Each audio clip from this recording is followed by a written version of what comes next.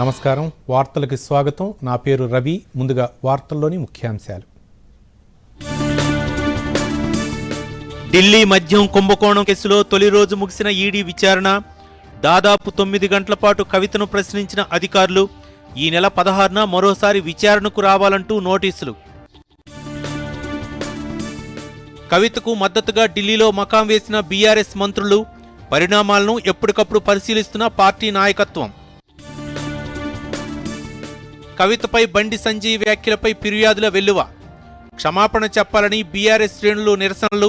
ప్రత్యక్షంగా హాజరై వివరణ ఇవ్వాలని బండి సంజయ్కు రాష్ట్ర మహిళా కమిషన్ ఆదేశం. దర్యాప్తు సంస్థల ముందు ఎవరైనా ఒక్కటేనన్న బీజేపీ నేత తరుణ్ చుగ్. బండి సంజయ్ వ్యాఖ్యలను వక్రీకరించారని ఆగ్రహం. ఇన్ఫ్లుయెంజా వైరస్ వ్యాప్తి చెందకుండా చర్యలు తీసుకోవాలన్న కేంద్రం. అవసరమైన మందులు అందుబాటులో ఉంచుకోవాలని రాష్ట్రాలకు లేఖ. ఆసీస్తో జరుగుతున్న 4వ టెస్టులో శుభ్మన్ గిల్ సెంచరీ. 3 వికెట్ల నష్టానికి 289 పరుగులు చేసిన టీమిండియా. వార్తల్లోని వివరాలు. మద్యం కుంభకోణం కేసులో ఎమ్మెల్సీ కల్వకుంట్ల కవిత విచారణ తొలి రోజు ముగిసింది.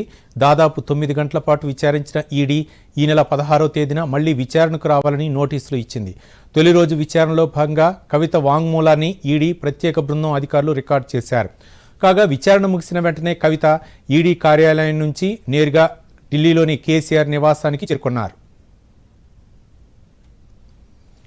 ఢిల్లీ లిక్కర్ స్కామ్లో 100 కోట్ల అవినీతి జరిగిందని బీజేపీ నేత తరుణ్ చుగ్ ఆరోపించారు. కవితకు మద్దతుగా బీఆర్ఎస్ పార్టీ నేతలు ఆందోళన చేస్తున్న నేపథ్యంలో తరుణ్ చుగ్ స్పందించారు.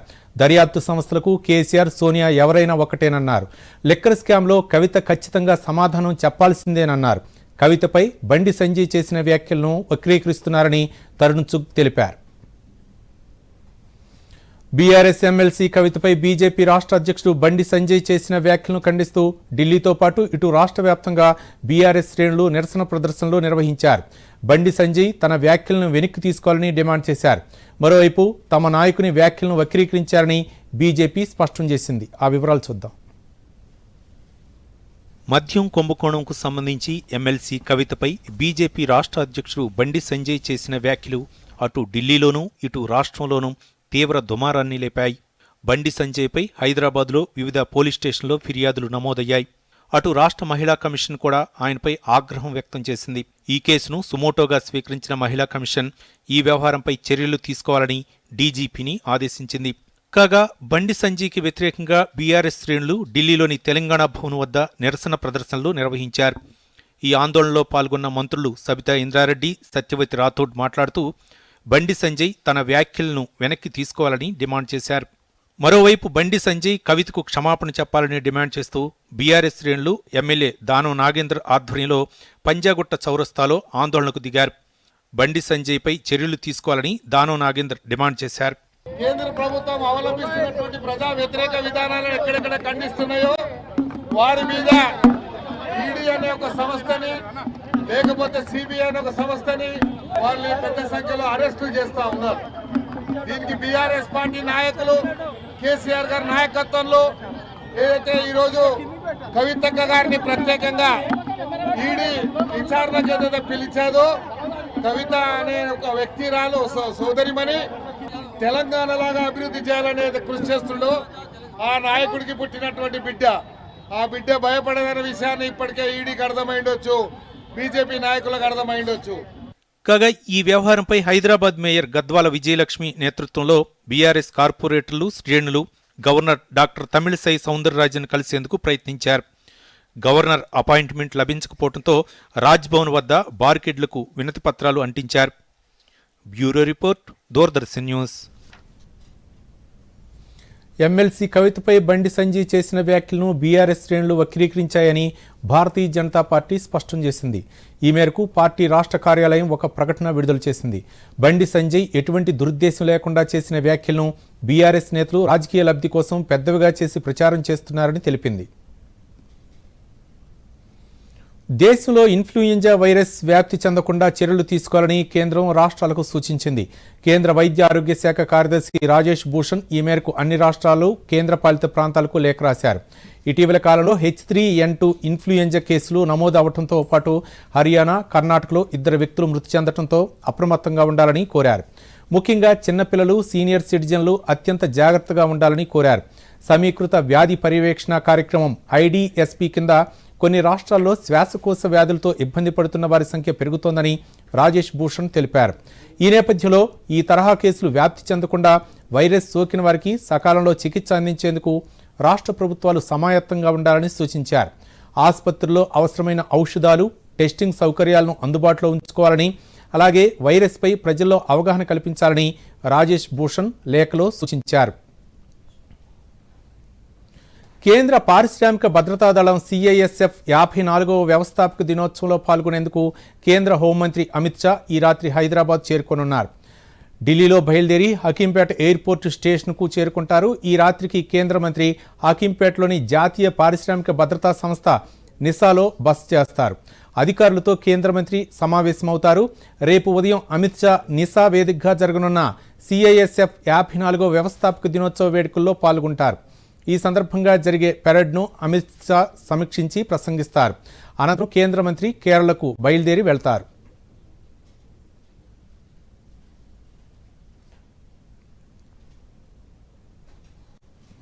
రాష్ట్ర ప్రభుత్వం ప్రతిష్టాత్మకంగా ప్రారంభించిన గృహలక్ష్మి పథకానికి సంబంధించి రాష్ట్ర ప్రభుత్వం కీలక ఆదేశాలు జారీ చేసింది.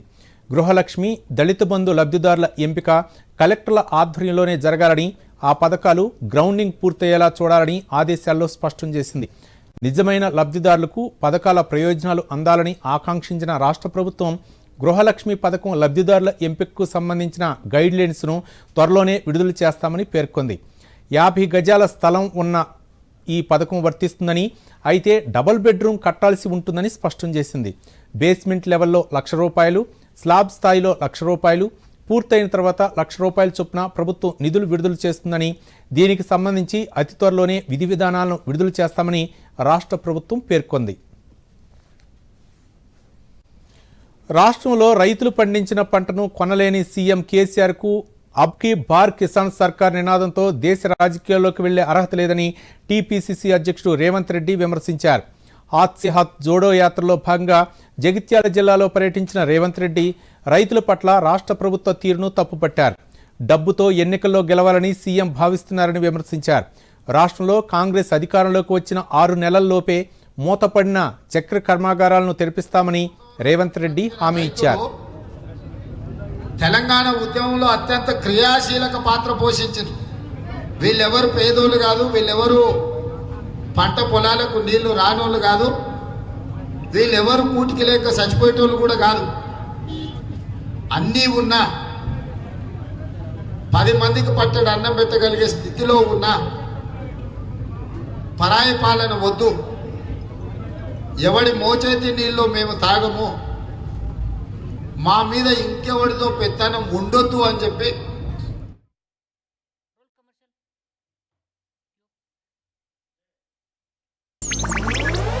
డిజిటల్ బ్యాంకింగ్ కాలం ఇది. టైం ఆదా చేయాలండి. Digital banking సులువైనది. ఏ చెల్లింపైనా చేసుకోండి, ఎప్పుడైనా ఎక్కడైనా సేఫే ఫాస్టే. ప్రతి పేమెంట్ వేళ్ల మీద సెట్టే. లావాదేవీల ఆప్షన్స్ ఎన్నో. IMPS, NEFT, UPI కూడా. 24 గంటలు పనిచేసే పేమెంట్ సులువు, హాయిగా ఉండే. RBI అంటుంది, విషయాలు తెలుసుకోండి, జాగరూకంగా ఉండండి. Invest once and enjoy guaranteed maturity with life cover with LIC's Dhan Varsha, a single premium plan for your family's security and prosperity. Bharat के पहाड़ी इलाकों में जिस प्रकार तापमान बढ़ रहा है, गर्मी की बीमारी से बचने के लिए सावधानियां आवश्यक है। टीवी, रेडियो, अखबार और मोबाइल फोन पर गर्मी की चेतावनी का ध्यान रखें। अधिक पानी और प्राकृतिक तरल पिएं। शराब, चाय, कॉफी और सॉफ्ट ड्रिंक्स टालें। काम ठंडे समय पर करें और दिन के सबसे गर्म समय 12 से 3 आराम करें। पशुओं को छाया वाली जगह में रखें और पर्याप्त पानी दें। केवल ताज़ा बना खाना खाएं। ताज़े फल और सब्जियां अधिक खाएं। गर्मी की बीमारी के लक्षण पहचानें: कमजोरी, चक्कर, जी मिचलाना, अत्याधिक पसीना, ऐंठन, भ्रम, तेज सांसें, बेहोशी। तबीयत खराब होने पर प्राथमिक चिकित्सा लें और 108 या अन्य एम्बुलेंस सेवा बुलाएं या अस्पताल जाएं। सतर्क रहें, सुरक्षित रहें। NDMA एवं IIPHG द्वारा जनहित में जारी। కాంగ్రెస్ శాసనసభ పక్ష నాయకుడు మల్లు భట్టి విక్రమార్క ఈ నెల నుండి రాష్ట్రంలో హాత్ సే హాత్ జోడో పాదయాత్రను చేపడతారని ఏఐసిసి ప్రకటించింది. ఈ నెల 16న ఆదిలాబాద్ జిల్లా పిప్పిరి గ్రామంలో పాదయాత్ర మొదలై జూన్ 15న ఖమ్మంలో ముగుస్తుందని ఏఐసిసి కార్యదర్శి రోహిత్ చౌదరి గాంధీభవన్లో విలేకరుల సమావేశంలో తెలియజేశారు.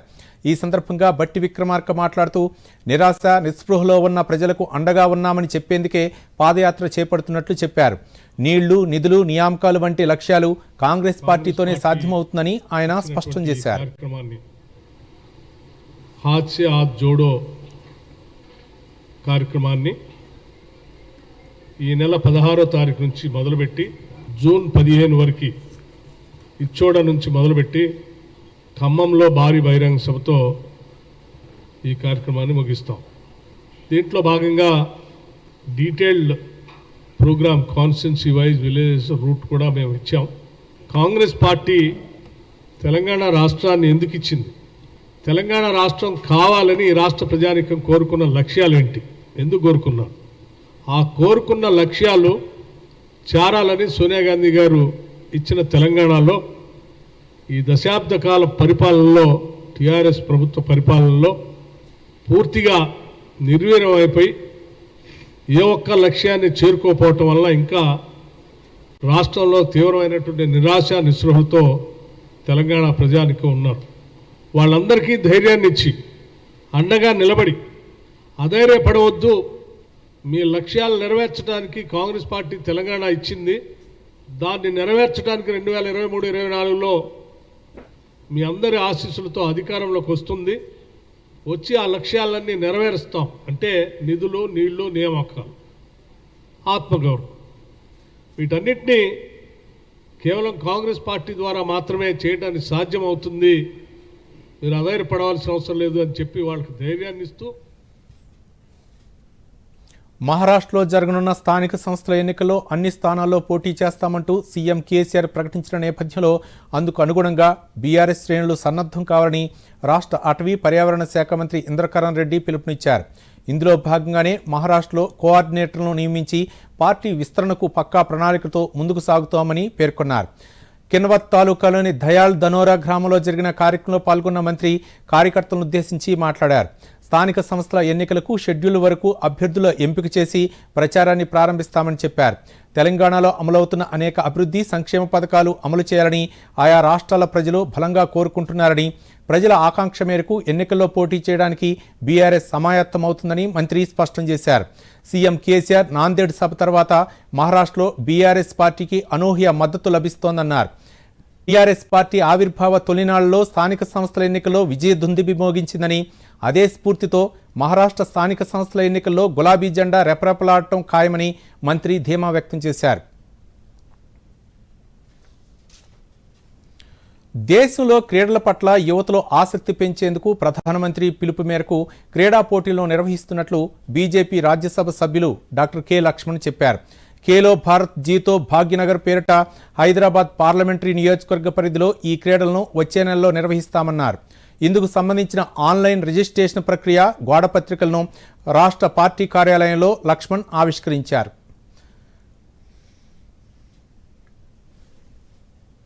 యువతకు క్రీడల పట్ల, క్రీడారంగం పట్ల మక్కువ పెంచాలని, క్రీడాకారులను ప్రోత్సహించాలని సంకల్పంతో దేశవ్యాప్తంగా కూడా ఖేలో భారత్ అనేటువంటి పేరు మీద గ్రామీణ ప్రాంతాల్లో ముఖ్యంగా యువత క్రీడల పట్ల ఆసక్తి పెంపొందిస్తూ క్రీడల ద్వారా తాము రాణించడమే కాకుండా దేశానికి వన్నె తెచ్చే విధంగా యువతను ప్రోత్సహించాలని, వారి యొక్క ఆలోచనకు అనుగుణంగా దేశవ్యాప్తంగా కూడా పార్లమెంట్ సభ్యులు విధిగా తాము ఎన్నికైనటువంటి నియోజకవర్గాల్లో రాజకీయాలకు అతీతంగా యువతను క్రీడల పట్ల మొగ్గు చూపేదానికి ఖేలో భారత్ పేరు మీద అనేకమైనటువంటి టోర్నమెంట్స్ నిర్వహించి ఆ వేదిక ద్వారా, ఆ ప్లాట్ఫామ్ ద్వారా వాళ్ళు వ్యక్తపరిచినటువంటి నైపుణ్యతను వెలికి తీసి జాతీయ అంతర్జాతీయ స్థాయిలో కూడా వాళ్ళ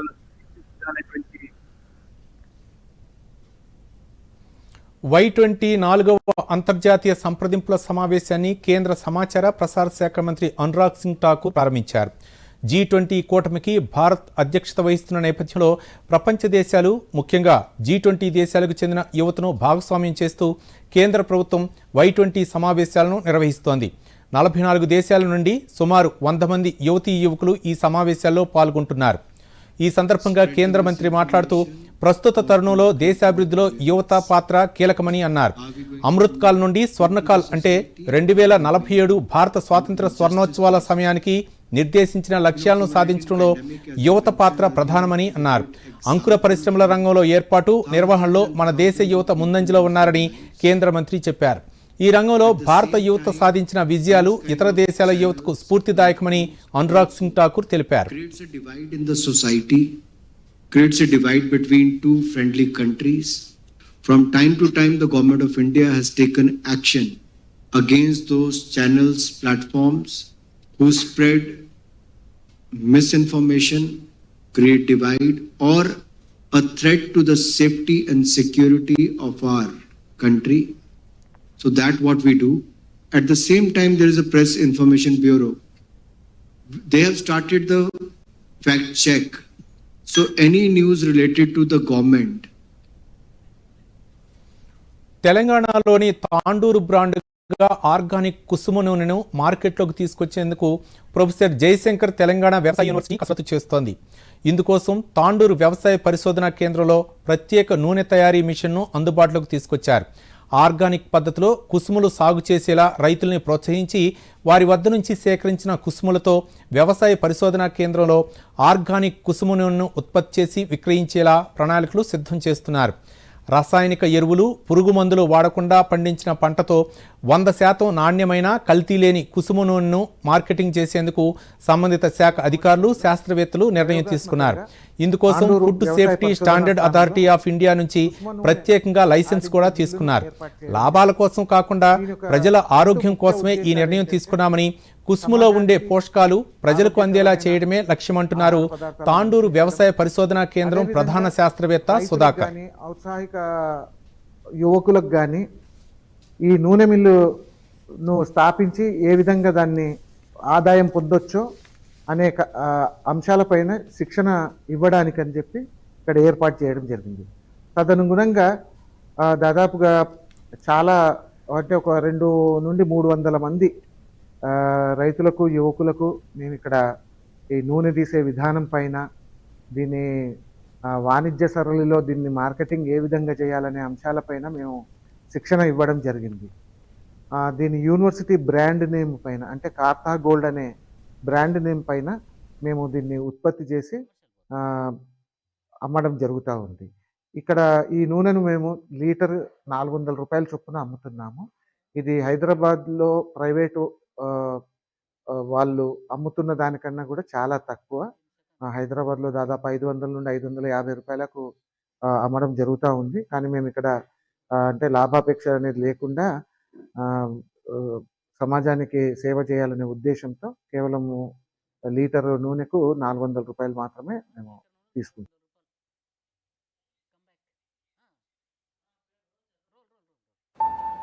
పేమెంట్ ఫెయిల్ కానీ డబ్బు అయితే కట్ అయింది. నేను కష్టపడి సంపాదించిన డబ్బు పోయింది. నష్టపరిహారం దొరుకుతుంది, దిగులు పడకు బాబు.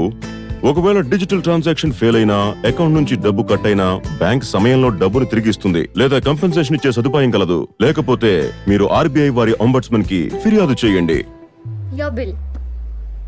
నా ఫీజు ఆర్బీఐ అంటుంది. విషయాలు తెలుసుకోండి, జాగరూకంగా ఉండండి. మీ కిసాన్ క్రెడిట్ కార్డుతో పొలానికి సంబంధించిన అవసరమైన పెట్టుబడులు, ఖర్చులు, క్యాష్ లావాదేవీలు లేకుండా మీరు రోజు బ్యాంకుకు వెళ్లకుండా కార్డు ద్వారా గానీ, ఫోన్ ద్వారా గానీ చేసుకోవచ్చు. మీ లావాదేవీల సమయంలో మీ పిన్, ఓటీపీ, సివివి వివరాలు ఎవరికీ తెలియజేయకండి. సురక్షిత బ్యాంక్ డిజిటల్ లావాదేవీలు చేయండి. జారీ చేయవారు నాబార్డు ప్రాంతీయ కార్యాలయం, తెలంగాణ. మిఠాయి మా కాలంలో ఎలా ఉండేదంటే అయితే వెళ్ళండి మీ కాలంలోకి. రొమాన్స్ అనేది మా కాలంలో ఉండేది. పేమెంట్ కూడా ఆ కాలంలో లాగేనా? ఏమండి, డిజిటల్ పేమెంట్ నేర్చుకోండి. కొత్త కాలానిది. ఈజీ, సేఫ్ మరియు ఫాస్ట్. నేనైతే వీరికి డిజిటల్ పేమెంట్ చేయడం నేర్పించాను. మరి మీరు రండి సెల్ఫీ తీసుకుందాం. ఇది మా తరానిది. ఆర్బీఐ చెప్తుంది ఈ డిజిటల్ పేమెంట్ వాడండి, ఇతరులకు నేర్పించండి. गर्मियों में जब तापमान 40 डिग्री पार करने लगे, ऐसे में ठंडे घर सिर्फ आराम ही नहीं, जीवित रहने के लिए भी अनिवार्य हो गए हैं। हम सभी कम लागत वाले शीतलन के आसान तरीके अपना सकते हैं, जैसे सोलर रिफ्लेक्टिव सफेद पेंट, ठंडी छत तकनीक, वायु रोशनी संचार और क्रॉस वेंटिलेशन, थर्मोकॉल इंसुलेशन, होलो ईंटें, छत पे घास की गठरी रखना या बेल लगाना। अगर आप नई इमारत बना रहे हैं तो सादी दीवारों की जगह कैविटी दीवार तकनीक का उपयोग करें। जाली वाली और छिरोकेदार दीवारें धूप को रोकती है और वायु प्रवाह बढ़ाती है। रंग रोगन के लिए चूना या मिट्टी जैसी प्राकृतिक चीजों का इस्तेमाल करें। कांच का उपयोग कम करें। घर के आसपास स्थानीय पेड़, लता वाली हरी दीवारें तथा इंडोर पौधे गर्मी को मात देते हैं। अमल करने से पहले विशेषज्ञ की सलाह लें। जीवन में ठंडक लाएं, घर को स्वर्ग बनाएं। NDMA एवं IIPHG द्वारा जनहित में जारी। చైనా కొత్త ప్రధానిగా లీ కుయాంగ్ ఎన్నికయ్యారు. దేశాధ్యక్షుడు జీ జిన్పింగ్ లీ కుయాంగ్ పేరును ప్రతిపాదించగా నేషనల్ పీపుల్స్ కాంగ్రెస్ సమావేశాల్లో పాల్గొన్న సుమారు 2,900 మంది ప్రతినిధులు దాదాపు లీ కుయాంగ్కే ఓటు వేశారు. దీంతో దేశ నూతన ప్రధానిగా లీ కుయాంగ్ ఎన్నికైనట్లు చైనా అధ్యక్షుడు జీ జిన్పింగ్ ప్రకటించారు. గతంలో కమ్యూనిస్టు పార్టీ నేత కీలక బాధ్యతలు నిర్వర్తించిన 63 ఏళ్ల కుయాంగ్ అధ్యక్షుడు జిన్పింగ్కు అత్యంత సన్నిహితుడు. అయితే కరోనాతో దెబ్బతిన్న దేశ ఆర్థిక వ్యవస్థ సరిచేసే బాధ్యతల్ని లీ కుయాంగ్కు అప్పగించే అవకాశాలు ఉన్నాయి. చైనా అధికారిక మీడియా ఒక ప్రకటనలో తెలిపింది. దేశ ప్రజలకు నాణ్యమైన సాంకేతికతను అందించడమే లక్ష్యంగా పనిచేస్తున్న ఇండియన్ ఇన్స్టిట్యూట్ ఆఫ్ కెమికల్ టెక్నాలజీలో గత వారం రోజులుగా నిర్వహిస్తున్న 1 వీక్ 1 ల్యాబ్ కార్యక్రమం రేపటితో ముగినుంది. ఈ నేపథ్యంలో హైదరాబాద్లోని తార్నాక్లో గల Indian institute of chemical technology అందిస్తున్న సేవలపై దూరదర్శన్ యాదగిరి ప్రత్యేక కథనాన్ని చూద్దాం. హైదరాబాద్లోని తార్నాక్లో గల Indian institute of chemical technology సాంకేతికంగా దేశాన్ని ఎంతో ముందుకు తీసుకెళ్తోంది. ఎన్నో రంగాల్లో సరికొత్త ఆవిష్కరణలతో ప్రత్యేకతను చాటుకుంటోంది. పదుల సంఖ్యలో ఆవిష్కరణలకు పేటెంట్లు కూడా సాధించింది. ఐఐసిటి తన సేవలను మరింతగా విస్తరించే లక్ష్యంతో మార్చి 7న 1 వీక్ 1 ల్యాబ్ కార్యక్రమాన్ని ప్రారంభించారు. కేంద్ర మంత్రి జితేంద్ర సింగ్, సంస్థ డైరెక్టర్ శ్రీనివాస్ రెడ్డి సంయుక్తంగా ప్రారంభించిన ఈ వారోత్సవాల్లో భాగంగా ఈ నెల 12వ తేదీ వరకు రకరకాల కార్యక్రమాలను నిర్వహిస్తున్నారు. 1 వీక్ 1 ల్యాబ్ కార్యక్రమంలో భాగంగా మొదటి రోజు ప్రారంభోత్సవ వేడుకలు ఘనంగా జరిగాయి. ప్రముఖుల ప్రసంగాలతో పాటు వివిధ కంపెనీలతో ఒప్పందాలు, పోస్టర్స్ ఆవిష్కరణ వంటి కార్యక్రమాలు జరిగాయి. ఇక రెండో రోజు అంతర్జాతీయ మహిళా దినోత్సవం కావడంతో ఉమెన్స్ డే వేడుకలను ఘనంగా నిర్వహించారు. ఇందులో భాగంగా రసాయన శాస్త్ర ప్రముఖులతో ప్రసంగాలు, పోస్టర్స్ ప్రదర్శన నిర్వహించారు. మూడో రోజు కార్యక్రమాల్లో భాగంగా కిసాన్ మేళా నిర్వహించారు. వ్యవసాయంలో నూతన సాంకేతిక వినియోగం వల్ల రైతులకు కలిగే లాభాల గురించి వ్యవసాయ శాస్త్రవేత్తలు, సాంకేతిక రంగ ప్రముఖుల ప్రసంగాలతో పాటు పోస్టర్ను ప్రదర్శించారు. ఇక నాలుగో రోజు పరిశోధకుల సమావేశాలు, యువ శాస్త్రవేత్తలు, రసాయన సాంకేతిక రంగాల శాస్త్రవేత్తల ప్రసంగాలు కొనసాగాయి. ఇందులో భాగంగా పాఠశాల, కళాశాల విద్యార్థుల సందేహాలకు శాస్త్రవేత్తలు సమాధానాలిచ్చారు. అంతేకాకుండా రకరకాల పరిశోధనలు, ఉత్పత్తుల ప్రదర్శన నిర్వహించారు. ఐదో రోజు, ఆరో రోజు కూడా వివిధ అంశాలపై ఆయా రంగాల నిపుణుల ప్రసంగాలతో పాటు పోస్టర్స్ ప్రదర్శన నిర్వహించారు. ఈ సందర్భంగా డైరెక్టర్ శ్రీనివాస్ రెడ్డి మాట్లాడుతూ ఐఐసిటిని ప్రజలకు మరింత చేరువ చేయాలనే లక్ష్యంతో నిర్వహించిన కార్యక్రమం విజయవంతమైందని, ఇటువంటి కార్యక్రమాలు ఔత్సాహిక పరిశోధకులకు, యువ సైంటిస్టులకు ఎంతగానో ఉపయోగపడతాయన్నారు. So this is one of the initiative by our Ministry of Science and Technology, showcase about laboratories and what we are doing it. For example, in Hyderabad we have 3 laboratories, IICT, CCMB and NGRI. So many people may not be aware what we are doing inside the laboratories. So this is because of this initiative, 1 week 1 lab program. In whole week we spread different themes. For example, first day we started with industry interactions, and second day we have women interaction, like that happened to be Women's Day. And similarly we have third day Kisan Mela, and also where we discussed about some of our technologies, what we are working closely with farmers, and also some of the societal technologies we explained. Fourth day we are doing as a science research conclave. So there we some of our young scientists, what they are working, what they are doing in their research, they are displaying. College విద్యార్థులు మాట్లాడుతూ IICT నిర్వహించిన 1 week 1 lab కార్యక్రమం నూతన సాంకేతికతపై ఎంతగానో ఆసక్తి పెంచిందని, ప్రముఖుల ప్రసంగాల ద్వారా ఎన్నో కొత్త విషయాలు తెలిసాయన్నారు. The 1 week 1 lab program organized by CSIR IICT, and to get exposure to various scientists who are here and listen to them. And also this program helped us to understand the value of research, how they have to educate our students and more children to go towards the field of science, as it has done many things for us. Gave an overview about how chemistry and science are the most important subjects in our lives, and what is the role and the role which plays on our lives. And Dr. Gopal Reddy sir said about the evolving technologies and the science and how important our science. So this event has been a very huge success, and it's a very good opportunity for students to visit and learn about new ideologies.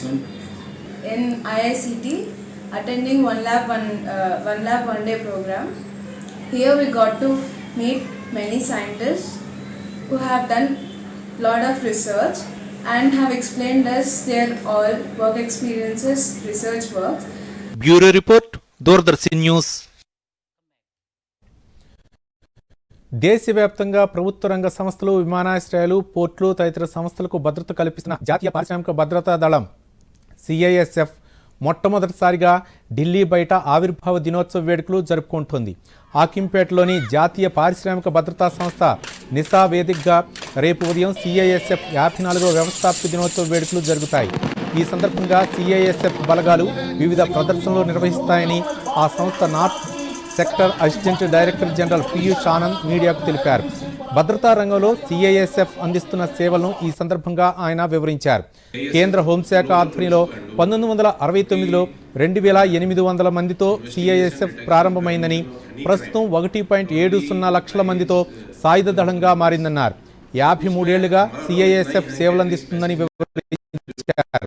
దేశంలోని 66 విమానాశ్రయాలు, ఓడరేవులు, అణు అంతరిక్ష కేంద్రాలు, Delhi metro, steel power ప్లాంట్లకు భద్రత కల్పిస్తోందని పీయూష్ ఆనంద్ చెప్పారు.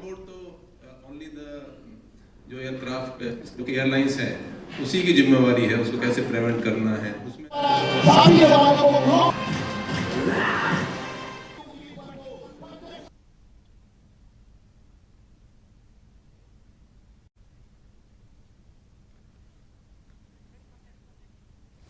రేపు ఉదయం CISF వ్యవస్థాపక దినోత్సవ వేడుకలను దూరదర్శన్ యాదగిరి ఛానల్ ప్రత్యక్ష ప్రసారం చేయనుంది. ఈ కారణంగా రేపు ఉదయం 8 గంటలకు ప్రసారమయ్యే తెలుగు వార్తలు 6 గంటల 30 నిమిషాలకు ప్రసారమవుతాయి. ఇక భారత్ ఆస్ట్రేలియా జట్ల మధ్య జరుగుతున్న 4వ టెస్టులో కంగారులకు దిగా టీమిండియా ఆడుతోంది. మొదటి ఇన్నింగ్స్లో ఆసీస్ 480 పరుగులు చేయగా 36 పరుగుల ఓవర్ నైట్ స్కోర్తో మూడో రోజు ఆట ప్రారంభించిన టీమిండియా ఆట ముగిసే సమయానికి 3 వికెట్ల నష్టానికి 289 పరుగులు చేసింది. కెప్టెన్ రోహిత్ శర్మ, పుజారా పెద్దగా రాణించకపోయినా యంగ్ ప్లేయర్ శుభ్మన్ గిల్ సెంచరీతో రాణించి భారత్ను భారీ స్కోర్ దిశగా నడిపించాడు. కాగా గిల్ 128 పరుగుల వద్ద అవుట్ కావడంతో క్రీజులోకి వచ్చిన కోహ్లీ, జడేజా నిలకడగా ఆడుతూ స్కోర్ను పెంచే ప్రయత్నం చేశారు. ప్రస్తుతం కోహ్లీ 59 పరుగులతో, జడేజా 16 పరుగులతో క్రీజులో ఉన్నారు. తొలి ఇన్నింగ్స్లో భారత్ ఇంకా 191 పరుగుల వెనకంజలో ఉంది. ఇదిలా ఉండగా భారత్ యంగ్ ఓపెనర్ శుభ్మన్ గిల్ ఈ మ్యాచ్లో చేసిన సెంచరీతో మరో రికార్డు తన ఖాతాలో వేసుకున్నాడు. ఒకే ఏడాది 3 ఫార్మెట్లో సెంచరీలు చేసిన 10వ ఆటగాడిగా, 4వ భారత క్రికెటర్గా నిలిచాడు. ఈ ఏడాది ఈ ఘనత సాధించిన తొలి క్రికెటర్గా గిల్ రికార్డులోకి ఎక్కాడు.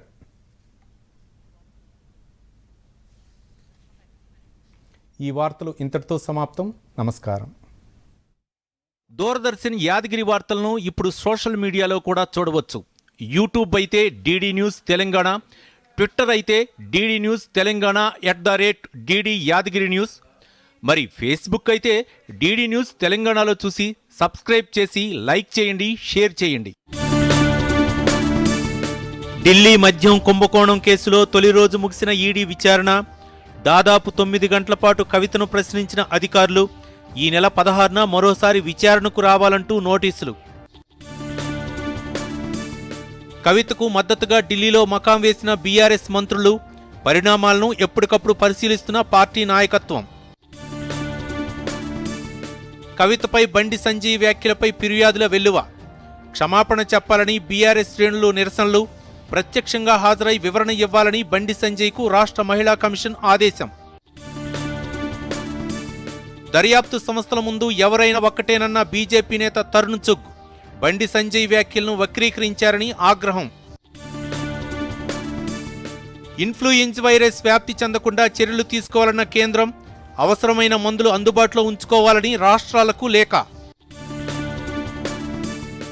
ఆసీస్తో జరుగుతున్న 4వ టెస్టులో శుభ్మన్ గిల్ సెంచరీ, 3 వికెట్ల నష్టానికి 289 పరుగులు చేసిన టీమిండియా.